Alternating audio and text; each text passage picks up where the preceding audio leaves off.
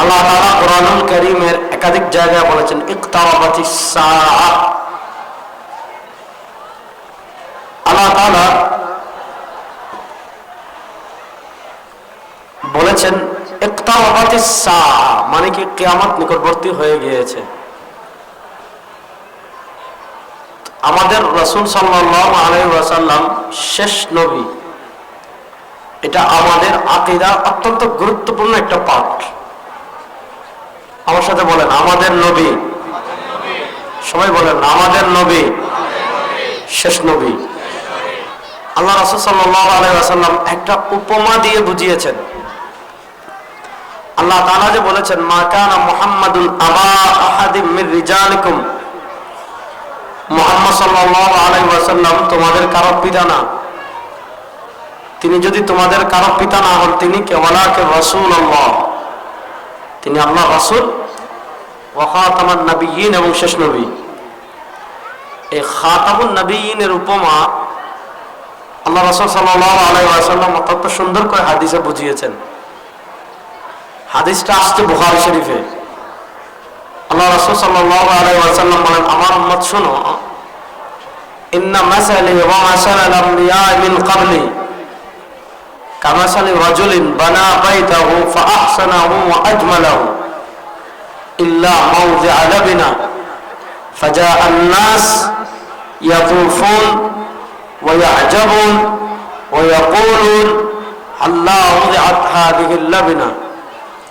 আল্লাহ রাসূল সাল্লাল্লাহু আলাইহি ওয়াসাল্লাম বলেন নিশ্চয়ই আমার উপমা ওয়া মাসালাল আমবিয়া মিন ক্বাবলি, আমার পূর্বে আল্লাহ দুনিয়াতে যত নবী পাঠিয়েছেন, আমার পূর্বে আল্লাহ দুনিয়াতে যত রাসূল পাঠিয়েছেন, তাদের উপমা হলো কামাসালি রাজুলিন, ওই ব্যক্তির মতো বানা বাইতা, মনে করেন এক ব্যক্তি চৌমুহনীতে একটা সুন্দর ঘর বানিয়েছে। এক ব্যক্তি চৌমুহনীতে একটা সুন্দর বাড়ি বানিয়েছে, এত সুন্দর বাড়ি বানিয়েছে, এত সুন্দর ঘর বানিয়েছে, পুরা নোয়াখালী। মনে করেন এখন তো আপনারা নোয়াখালীতে বিবাদ চাচ্ছেন, তাই না? এটা নিয়ে দেখতেছি কয়েকদিন ধরে আপনারা আন্দোলন করতেছেন। আপনারা এমনি কোন বিভাগে? চট্টগ্রাম নাকি? আপনাদের বিভাগ কি? যাক, আপনার এদিকে যাবেন কেন? হয় ওদিকে যাবেন না মাঝে থাকবেন, হয় ঢাকা বিভাগ হবে না নোয়াখালী হবে নাকি? এখন সরকার পৌঁছাতে সমস্যা, নোয়াখালীকে দিবে না কুমিল্লাকে দিবে? যাক, ওটা তো ওয়াজের বিষয় না। এত সুন্দর করে ঘর বানিয়েছে যে পুরা নোয়াখালীতে এরকম ঘর কারো নাই, এত সুন্দর বাড়ি কারো নাই, এত সুন্দর ঘর কারো নাই। কিন্তু কি করেছে জানেন? ইল্লা মাউযিআ লাবিনা, ঘরের যখন ছাদ বানিয়েছে, ছাদ বানানোর সময় এত সুন্দর ইট টাইলস তোমার সব ঠিক আছে, ইল্লা মাউযিআ লাবিনা, একটা ইটের পরিমাণ জায়গা খালি রেখেছে, একটা ইটের পরিমাণ জায়গা খালি রেখেছে। পুরা সব ঠিক আছে, একটা ইটের পরিমাণ জায়গা খালি। এখন বৃষ্টি হলে এটা দিয়ে পানি পড়ে কার্পেট ভিজে যায়। আপনার যদি তুফান দেয়, ওই খালি জায়গা দিয়ে ধুলা ভিতরে প্রবেশ করে। ফজরের পর থেকে সূর্যের আলো প্রবেশ করে, ঘর পরিষ্কার হয়ে যায়, ঘুম হয় না। এসির পাওয়ার কমে যায়, কারণ ঠান্ডা বের হয়ে যায়। তো মানুষ সেনবাগ থেকে এটা দেখতে আসে, সোনাইমুড়ি থেকে এটা দেখতে আসে, সাতারপাইয়া থেকে এটা দেখতে আসে। আমরা ওবায়দুল কাদের সাহেবের বাড়ি বসুরহাট, ঠিক না? বসুরহাট থেকে এটা দেখতে আসে। ওয়া যাবুন, আশ্চর্য হয়ে যায়, এত সুন্দর ঘর কেমনে বানাইলো, এত সুন্দর বাড়ি কেমনে বানাইলো। সব ঘুরে দেখে আর বলে হায় হায় আল্লাহ উযিআত হাযিহি লাবিনা, আল্লাহ উযিআত হাযিহি লাবিনা। এত সুন্দর ঘরটা বানাইয়া এই একটা ইটের জায়গা কেন খালি রাখলো? যদি এই ইটটা লাগিয়ে দিত তাহলে নবুয়তের ঘর পরিপূর্ণ হয়ে যেত। আল্লাহ উযিআত হাযিহি লাবিনা, যদি এই ইটটা লাগিয়ে দিত নবুয়তের ঘর পূর্ণ হয়ে যেত। তাই যদি এই ইট লাগিয়ে দিত তার ঘর পূর্ণ হয়ে যেত। ওই ব্যক্তির ঘরে যেমন একটা ইট লাগানোর পরিমাণ জায়গা আছে, আল্লাহ রাসূল সাল্লাল্লাহু আলাইহি ওয়াসাল্লাম বলেন, কানাত বানু ইসরাঈল তাসুসুহুমুল আম্বিয়া। আল্লাহ তাআলা বনি ইসরাইলকে নেতৃত্ব দেওয়ার জন্য একজনের পর একজন রাসূল পাঠিয়েছেন, নবী পাঠিয়েছেন। কুল্লামা হালাকা নাবিয়্যুন খালাফাহু নাবিয়্যুন, একজন নবী গিয়েছেন, নেতৃত্ব দেওয়ার জন্য আল্লাহ তার পিছনে আরেকজন রাসূল পাঠিয়েছেন। তিনি গিয়েছেন, আল্লাহ নেতৃত্ব দেওয়ার জন্য আরেকজন পাঠিয়েছেন। তিনি গিয়েছেন, আল্লাহ নেতৃত্ব দেওয়ার জন্য আরেকজন পাঠিয়েছেন। আমাদের আদি পিতা আদম আলাইহিস সালাম, উনি হলেন নবুয়তের ঘরের প্রথম ইট। এরপর আল্লাহ কি করেছেন? তাসুসুহুমুল আম্বিয়া। এরপর আল্লাহ ধারাবাহিকভাবে রাসূলকে পাঠিয়েছেন, নবীকে পাঠিয়েছেন। একজন গিয়েছেন তো আল্লাহ আরেকজনকে পাঠিয়েছেন, আরেকজন গিয়েছেন তো আল্লাহ আরেকজনকে পাঠিয়েছেন, আরেকজন গিয়েছে তো আল্লাহ আরেকজনকে পাঠিয়েছেন। একজন পাঠিয়েছেন, নবুয়তের ঘরে একটা ইট লেগেছে। আরেকজনকে পাঠিয়েছেন, নবুয়তের ঘরে আরেকটা ইট লেগেছে। আরেকজন আরেককে পাঠিয়েছেন, আরেকটা ইট লেগেছে। আরেকজনকে পাঠিয়েছেন, আরেকটা ইট লেগেছে। ওইভাবে ওই ব্যক্তির ঘরে যেমন একটা ইটের জায়গা খালি ছিল, ওই ইট লাগাইলে ওই ব্যক্তির ঘরে আর কোনো ইটের জায়গা খালি নাই। রাসূল সাল্লাল্লাহু আলাইহি ওয়াসাল্লাম বলেন, আমি আসার আগে নবুয়তের ঘর একেবারে পরিপূর্ণ হয়ে গিয়েছিল, ইল্লা মাউযিআ লাবিনা। ওই ব্যক্তির ঘরে যেমন একটা ইটের জায়গা খালি, আল্লাহ রাসূল সাল্লাল্লাহু আলাইহি ওয়াসাল্লাম বলেন, নবুয়তের ঘরে তেমন একটা ইটের জায়গা খালি ছিল। আলা হাযিহিল লাবিনা, আল্লাহ রাসূল সাল্লাল্লাহু আলাইহি ওয়াসাল্লাম বলেন, আমি হইলাম সেই এক ইট। অর্থাৎ আমাকে দিয়ে আল্লাহ তাআলা নবুয়তের ঘর নির্মাণ শেষ করে দিয়েছেন। আনা খাতামুন নবিয়্যিন লা নাবিয়্যা বা'দি। আল্লাহ রাসূল সাল্লাল্লাহু আলাইহি ওয়াসাল্লাম বলেন, আমি শেষ নবী, আমার পরে পৃথিবীতে আর কোন নবী আসবেন না। বলেন, আমাদের নবীর পরে আর কোন নবী দুনিয়াতে আসবেন না। আর নতুন নতুন শরিয়া নিয়ে, নতুন দিন নিয়ে, নতুন কোন মতবাদ নিয়ে আর কোন নবী দুনিয়াতে আসবেন না। তবে দেখেন, খ্রিস্টানদের সাথে আমাদের মৌলিক দ্বন্দ্বের জায়গাটা কোথায়? ভালো করে বুঝবেন। খ্রিস্টানদের সাথে আমাদের মৌলিক দ্বন্দ্বের জায়গা হলো তাওহীদ নিয়ে। আমরা বলি আমাদের আল্লাহ এক। বলেন, আমরা বলি আমাদের আল্লাহ, সবাই বলেন না। আমরা বলি আমাদের আল্লাহ, সবাই শাহাদাত আঙ্গুল তোলেন, বলেন আমাদের আল্লাহ, বলেন আমাদের আল্লাহ লা ইলাহা ইল্লাল্লাহ। জোরে বলেন না, লা ইলাহা ইল্লাল্লাহ, লা ইলাহা ইল্লাল্লাহ। আমাদের আল্লাহ এক।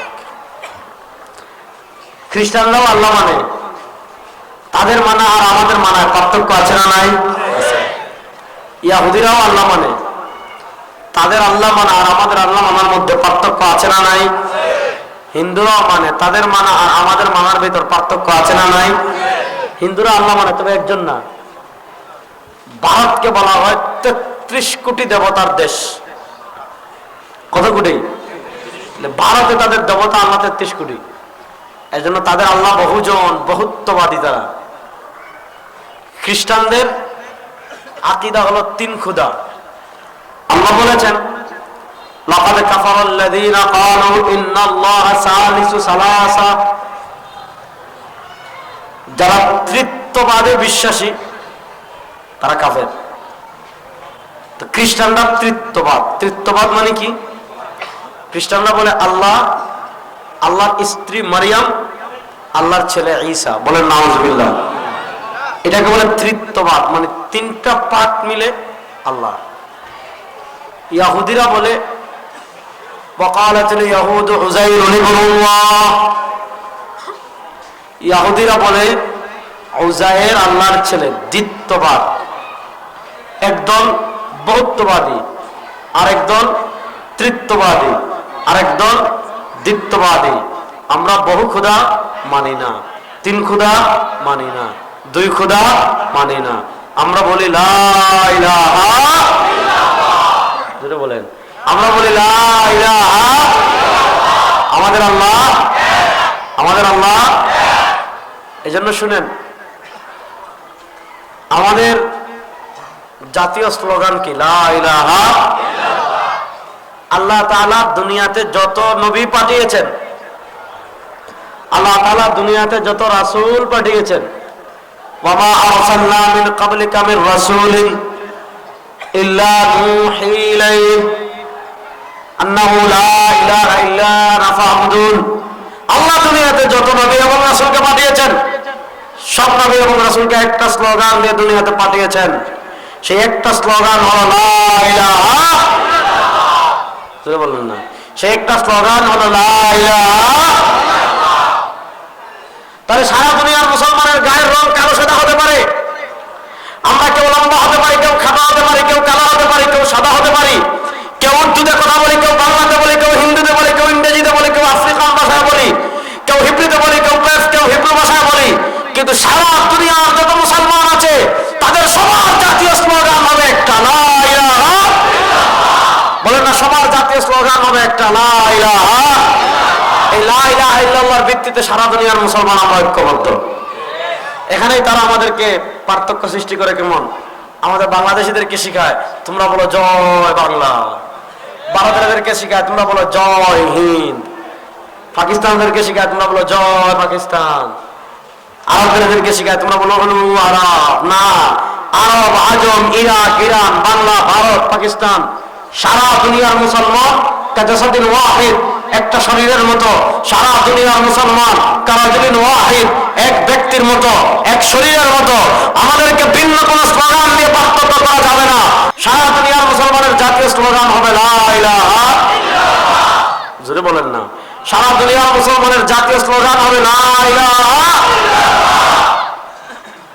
এখানেই তারা বাধায়, তারা চায় মুসলমানদেরকে লা ইলাহা ইল্লাল্লাহ থেকে দূরে সরানো যাবে, মুসলমানদেরকে লা ইলাহা ইল্লাল্লাহ থেকে যত সরানো যাবে মুসলমানদের উপর তত প্রাধান্য বিস্তার লাভ করা যাবে।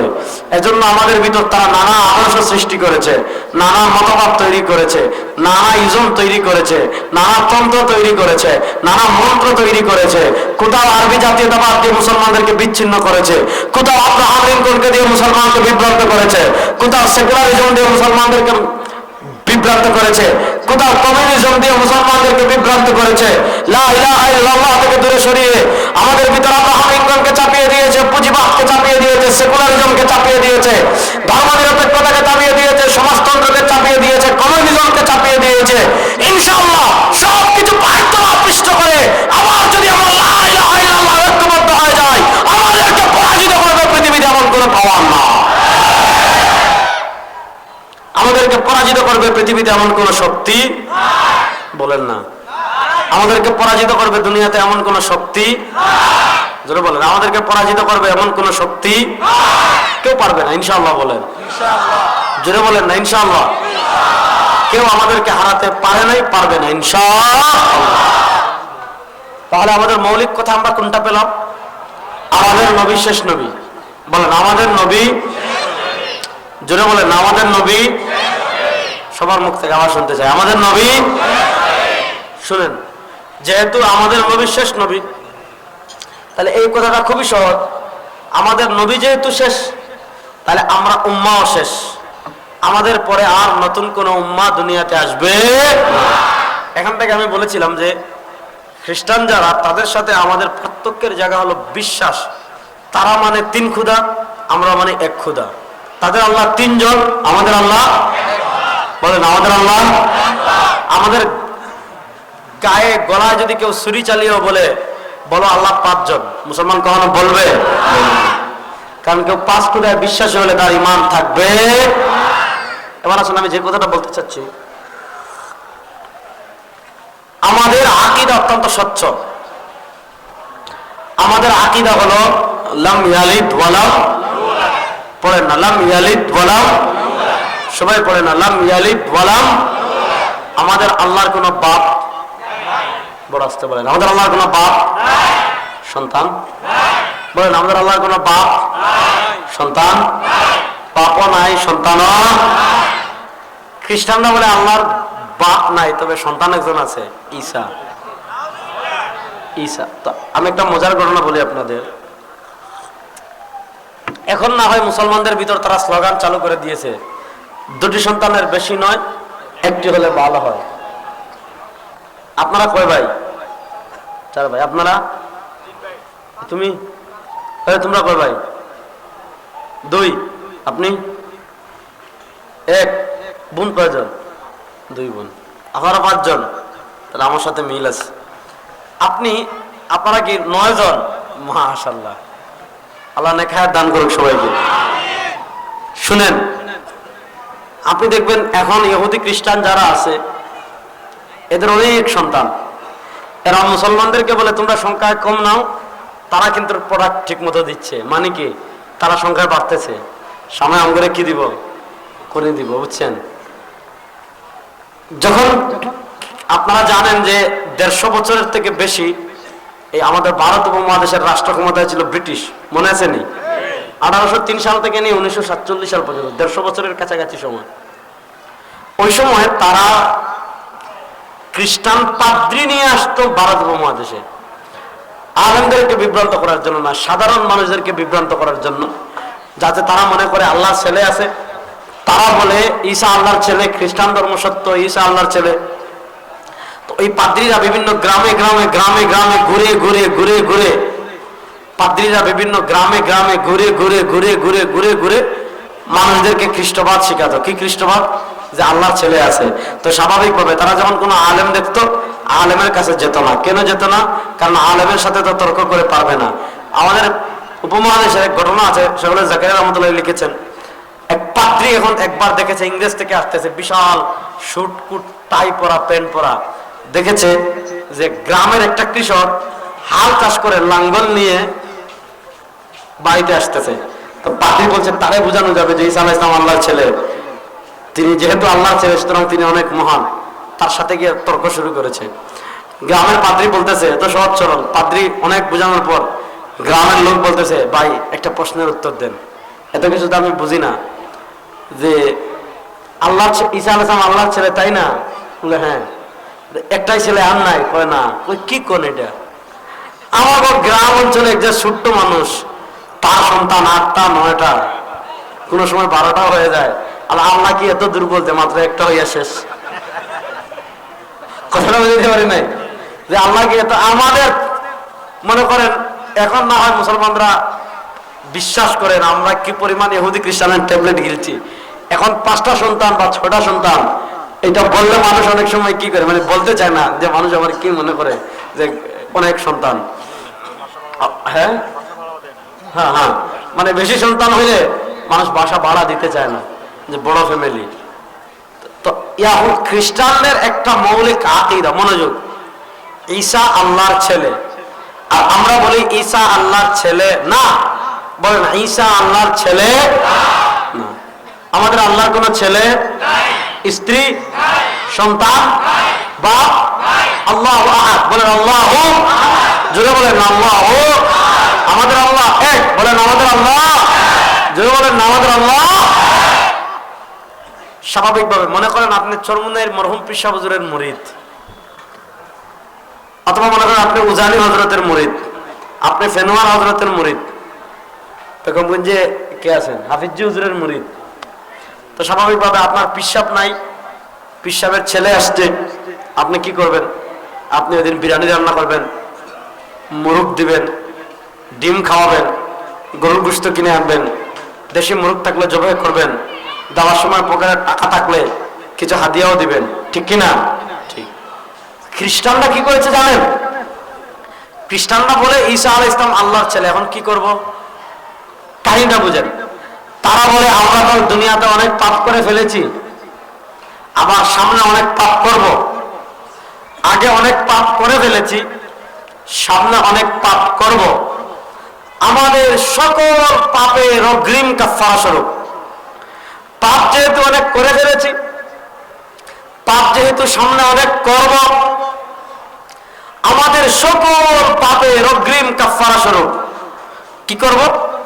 বলে আল্লাহর ছেলেকে ফাঁসি দেব, আল্লাহর ছেলেকে শুলিতে চড়াবো। কেন? আল্লাহর ছেলেকে শুলিতে চড়াই, আল্লাহ এই যে তার ছেলেরে আমরা কুরবানি দিলাম, আমরা তার ছেলেরে আল্লাহ রাস্তায় ফাঁসি দিলাম, এই ফাঁসির বিনিময়ে আল্লাহ তার ছেলের রক্তের বিনিময়, আল্লাহ তার ছেলের জান কুরবানের বিনিময়, আমরা যারা তার ছেলের অনুসারী আছি আমাদের আগেরও সব গুনাহ মাফ করে দিবেন, আমাদের পরেরও সব গুনাহ মাফ করে দিবেন। এই আকীদাকে সামনে রেখে তারা সম্মিলিতভাবে গিয়ে ঈসা আলাইহিস সালামকে হত্যা করার জন্য, শুলিতে চড়ানোর জন্য তার ঘর ঘেরাও করে ফেলেছে। যখন তার ঘর ঘেরাও করে ফেলেছে, আল্লাহ তাআলা হযরত জিবরিলের মাধ্যমে ঈসা আলাইহিস সালামকে জীবিত অবস্থায় আসমানে তুলে নিয়েছেন। আর সুবহানাল্লাহ একটু জোরে বলেন, আমার সাথে বলেন, ঈসা আসমানে জিন্দা। জোরে বলেন, ঈসা আসমানে জিন্দা। আকীদা বুঝছেন? ঈসা আসমানে, কথা বলে না, ঈসা আলাইহিস সালাম আসমানে। দেখবেন খ্রিস্টানদের ধর্মীয় শাহ নিদর্শন হলো ক্রুশ। ক্রুশ মানে কি? ওই যে শুলে চড়ানোর চিহ্ন। ক্রুশ কি? শুলে চড়ানোর চিহ্ন। আল্লাহ কোরআনে স্পষ্ট ভাষায় বলেছেন, ওয়ামা কাতালু, তারা ঈসা আলাইহিস সালামকে হত্যা করতে পারে নাই। ওয়ামা সালাবু, তারা ঈসা আলাইহিস সালামকে শুলিতেও চড়াতে পারে নাই।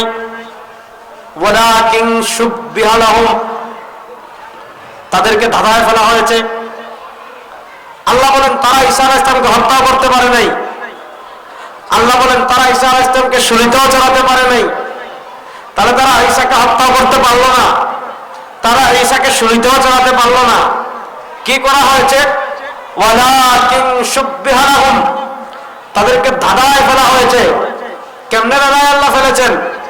ঈসা আলাইহিস সালামকে হত্যা করার জন্য খ্রিস্টানরা যখন ঈসা আলাইহিস সালামের ঘর ঘেরাও করেছে, আল্লাহ তাআলা জীবিত অবস্থায় ঈসা আলাইহিস সালামকে আসমানে তুলে নিয়েছেন।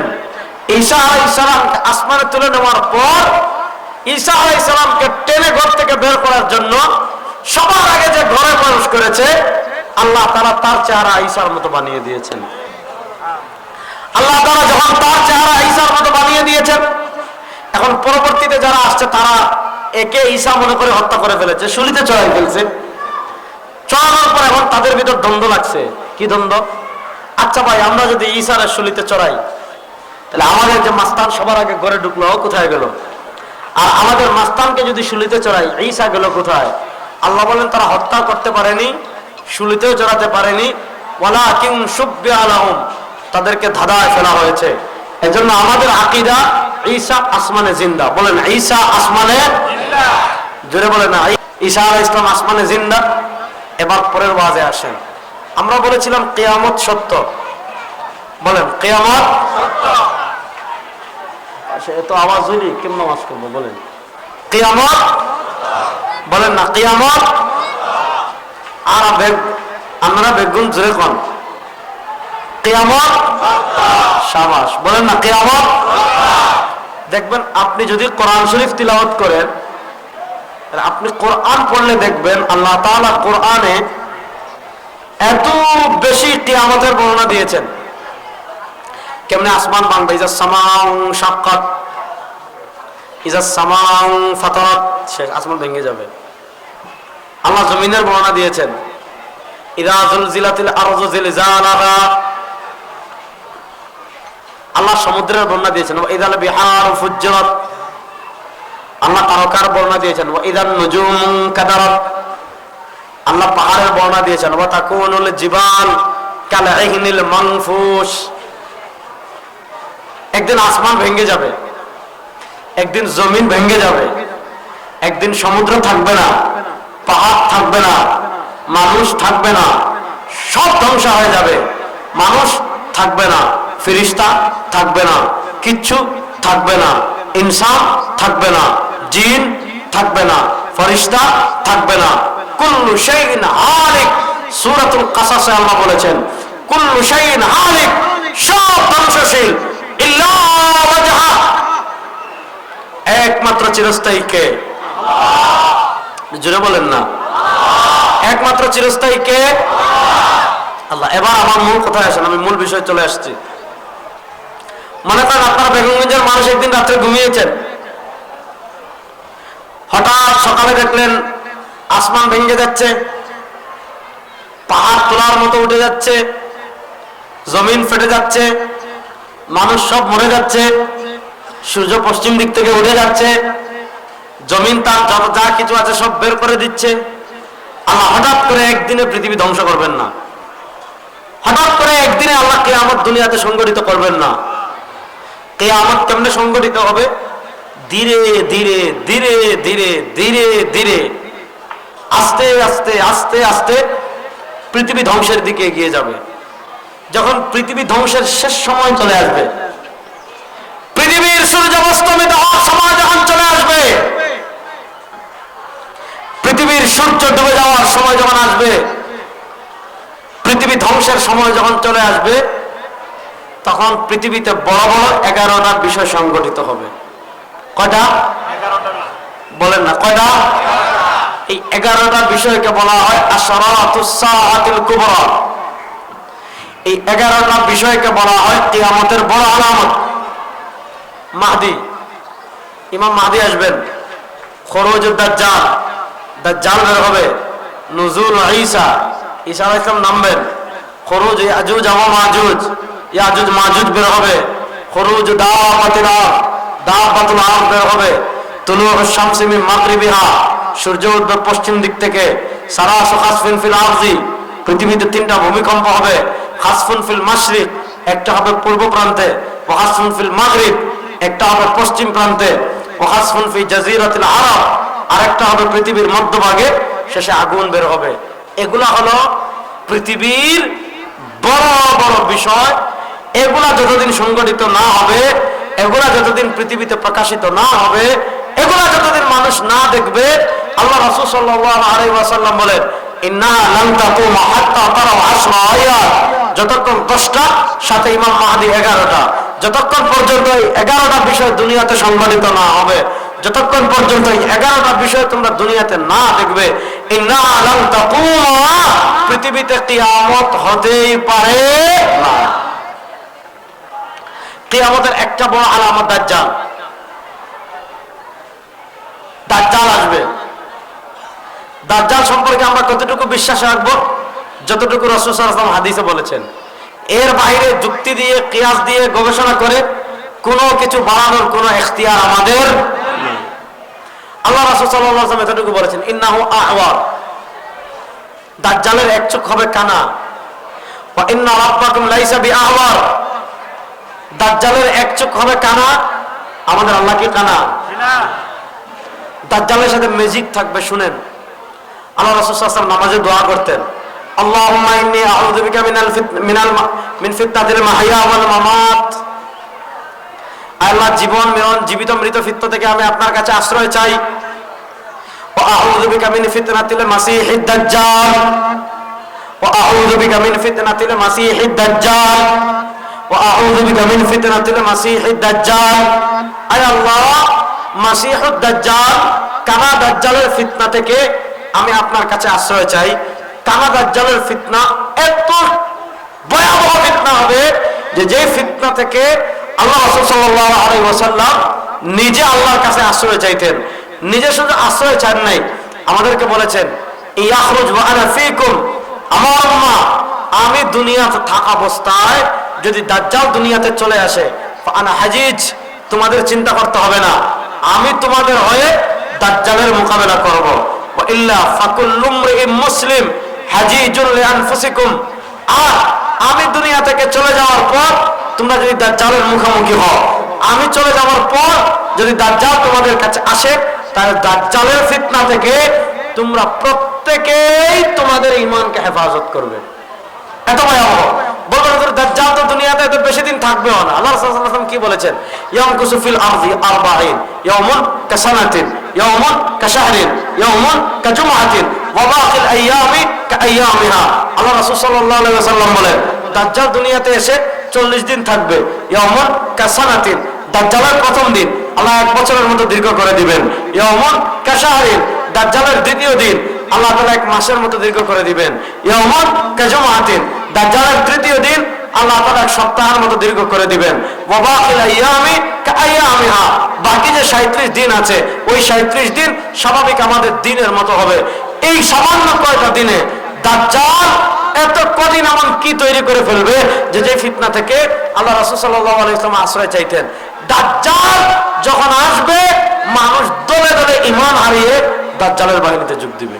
কেমনে দিবে দেখেন, আমাদের দেশের মানুষ না ভাই, অলৌকিকতার প্রতি, আধ্যাত্মিকতার প্রতি মানুষের প্রাকৃতিক টান থাকে। আমাদের চাঁদপুরের মতলবে গেলে দেখবেন একটা আস্তানা আছে, ল্যাংটা বাবার আস্তানা। কি বাবার আস্তানা?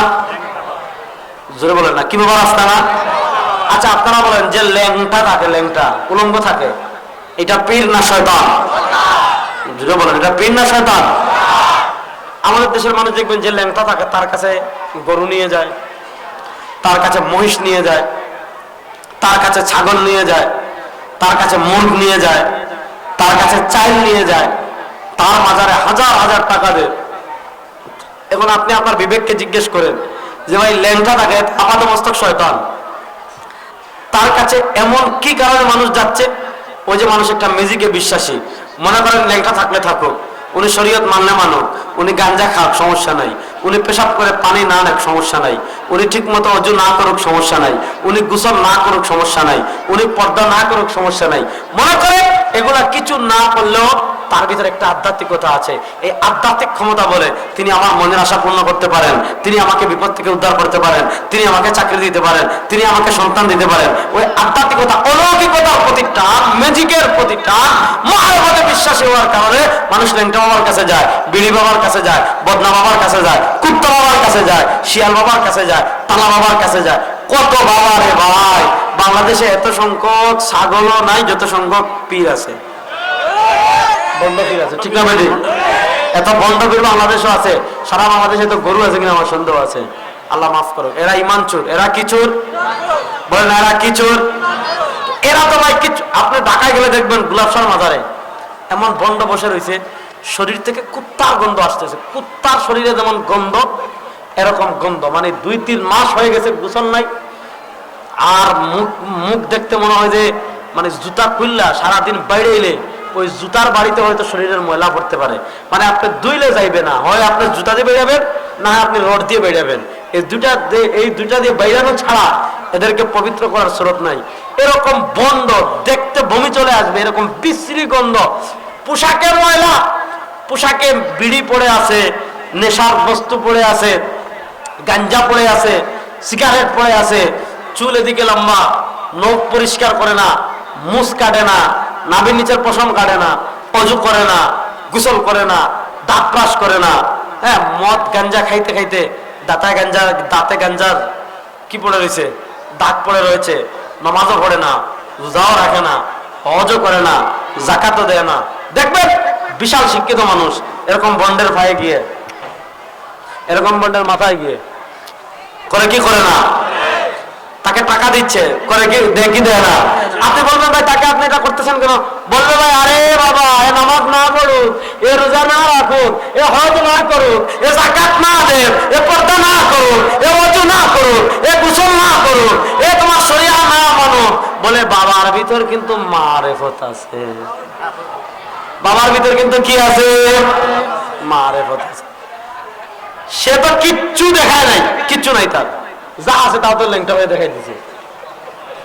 কথা না বুঝে দেওয়া নাই, কিচ্ছু নাই। এরকম বন্ডের পিছনে দেশের মানুষ দৌড়ায় কি দৌড়ায় না? এরকম ছাগল পাগলের পিছনে দেশের মানুষ দৌড়ায় কি দৌড়ায় না? দাজ্জাল এসে কি করবে জানেন? যেই দেশের মানুষ এরকম বন্ডের পিছনে দৌড়ায়, দাজ্জাল একটা এলাকায় আসবে। হাদিস শোনাচ্ছি, ইবনে মাজার হাদিস। অনেক দিন ধরে এই এলাকায় বৃষ্টি নাই, মনোযোগ, অনেক দিন ধরে এই এলাকায় বৃষ্টি নাই, গাছের পাতা নাই, টিউবওয়েলে পানি নাই, মোটরে পানি নাই, পানি না থাকার কারণে গাছ নাই, গাছে ফল নাই, গাভীতে দুধ নাই, পানিতে মাছ নাই। হাহাকার, ইতিহাসের শ্রেষ্ঠ দুর্ভিক্ষ চলবে। মানুষ পাতা খাবে, পাতা পাবে না, পানি না থাকার কারণে পাতা মরে গেছে, পানি নাই, শুকাই গেছে, কিচ্ছু নাই, জমিন ফেটে চৌচির হয়ে গেছে।